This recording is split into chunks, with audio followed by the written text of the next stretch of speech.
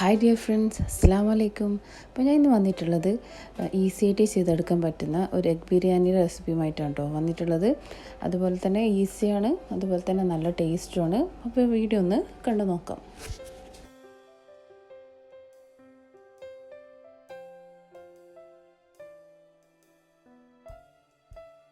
ഇത് അരി ഊറ്റിയിട്ടാണ് ചെയ്യുന്നത്.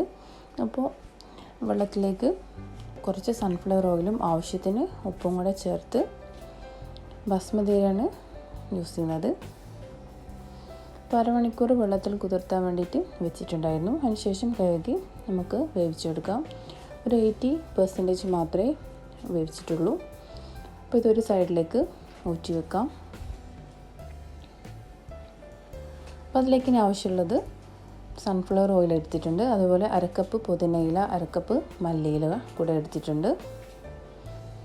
പിന്നെ സ്പൈസസ് വേണം. ചെറിയ ജീരകം, അതുപോലെ കുറച്ച് കുരുമുളക്, ഒരു 4-5 ഏലക്ക, അതുപോലെ ബേ ലീവ്സ്, കുറച്ച് ഗ്രാമ്പൂ. പിന്നെ വേണ്ടത് ഗരം മസാല, ഒരു 1/2 ടീസ്പൂൺ ഗരം മസാല, 1 ടീസ്പൂൺ മല്ലിപ്പൊടി, 1/4 ടീസ്പൂൺ മുളക് പൊടി, കുറച്ച് മഞ്ഞൾ, തൈര് വേണം, ഒരു 4 ടേബിൾ സ്പൂൺ. അതിൽ തക്കാളി എടുത്തിട്ടുണ്ട്, ഇഞ്ചി വെളുത്തുള്ളി ചതച്ചത്, ഒരു 4 സവാള, പിന്നെ എരിവിനനുസരിച്ച് പച്ചമുളകും കൂടെ ചേർത്ത് കൊടുക്കാം. അപ്പോൾ ആദ്യം തന്നെ മസാല ഉണ്ടാക്കിയെടുക്കുകയാണ് ചെയ്യേണ്ടത്. അപ്പോൾ ഒരു പാത്രം വെച്ച് അതിലേക്ക് ആവശ്യത്തിന് സൺഫ്ലവർ ഓയിൽ ഒഴിച്ച് കൊടുത്തിട്ടുണ്ട്. അതിലേക്ക് മുട്ട ഇട്ട് കൊടുത്തതിന് ശേഷം മഞ്ഞൾ, മുളക്, ഗരം മസാല, ആവശ്യത്തിന് ഉപ്പ് കൂടെ ചേർത്ത് നല്ലോണം ഫ്രൈ ചെയ്തെടുക്കുകയാണ് ചെയ്യേണ്ടത്.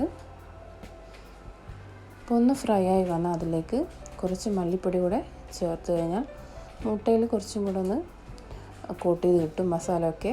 അപ്പോൾ ഇത് റെഡി ആയിട്ടുണ്ട്. ഇതൊരു പ്ലേറ്റിലേക്ക് മാറ്റി വെക്കുക.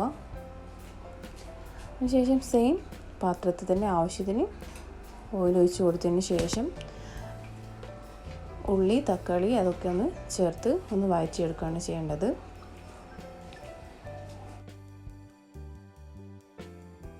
അപ്പോൾ അതിലേക്ക് എടുത്തു വെച്ചിട്ടുള്ള ചെറിയ ജീരകം കൂടെ ചേർത്ത് കൊടുക്കാം. ഇതെല്ലാം കൂടെ ജസ്റ്റ് ഒന്ന് വാടിയതിന് ശേഷം മിക്സിയിലിട്ട് നന്നായി അരച്ചെടുക്കുകയാണ് ചെയ്യുന്നത്. അപ്പോൾ ഇതൊന്ന് വാടിയപ്പോൾ അതിലേക്ക് എടുത്തു വെച്ചിട്ടുള്ള മല്ലിയില, പുതിനച്ചപ്പും കൂടെ ചേർത്ത് ഒന്നും കൂടെ ഒന്ന് വഴറ്റിയെടുക്കാം.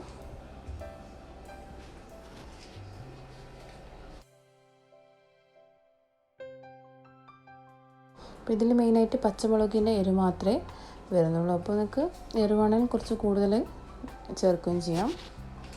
അപ്പോൾ അതിന് ശേഷം അതിലേക്ക് ആവശ്യത്തിന് ഉപ്പ് കൂടെ ചേർത്ത് കൊടുക്കാം. അതിന് ശേഷം 1 മിനിറ്റ് ഒന്ന് അടച്ച് വെച്ചാൽ പെട്ടെന്ന് തന്നെ വാടി വന്നോളും.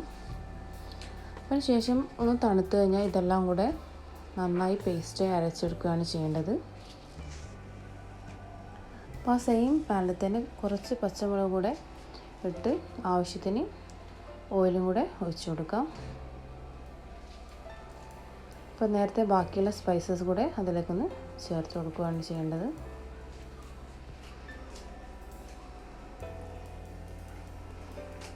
അപ്പോൾ അതൊന്ന് പൊട്ടി വന്നാൽ അതിലേക്ക് നേരത്തെ അരച്ച് വെച്ചിട്ടുള്ള മസാല ചേർത്ത് പച്ചമണം മാറുന്നവരെ നന്നായി ഒന്ന് വഴറ്റിയെടുക്കാം.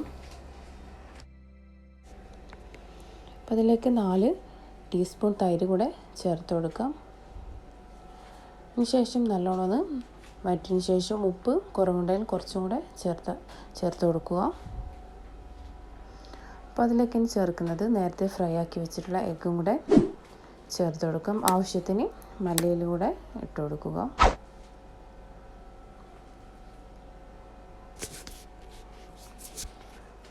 അപ്പോൾ മസാല ഒക്കെ ഇവിടെ റെഡി ആയിട്ടുണ്ട്. അതിൻ്റെ മേലെ ഇനി നേരത്തെ റെഡിയാക്കി വെച്ചിട്ടുള്ള റൈസ് ഒന്ന് ഇട്ട് കൊടുക്കാം. അപ്പോൾ റൈസ് ഇട്ടതിന് ശേഷം അതിൻ്റെ മേലെ കുറച്ച് ഒരു കളറിന് വേണ്ടി കുറച്ച് മഞ്ഞൾ ചേർത്ത് കൊടുക്കുന്നുണ്ട്. അതുപോലെ കുറച്ച് ഗരം മസാല, അതിൻ്റെ മേലെയായിട്ട് ആവശ്യത്തിനുള്ള നെയ്യ് കൂടെ ചേർത്ത് കൊടുക്കാം. അതുപോലെ ഫ്രൈ ആക്കി വെച്ചിട്ടുള്ള ഓണിയനും അതുപോലെ കാഷ്യൂ നട്ട്, കിസ്മിസും കൂടെ മേലായിട്ട് ഇട്ട് കൊടുക്കാം.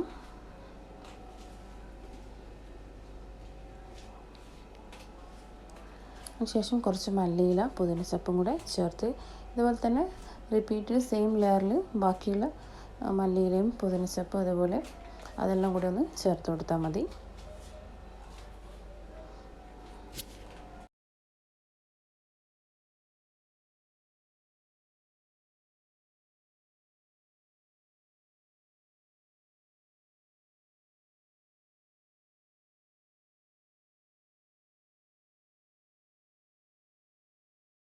അപ്പോൾ അതിന് ശേഷം ഒരു 10 മിനിറ്റ് സിമ്മിലിട്ട് ഒന്ന് വേവിച്ചെടുക്കണം.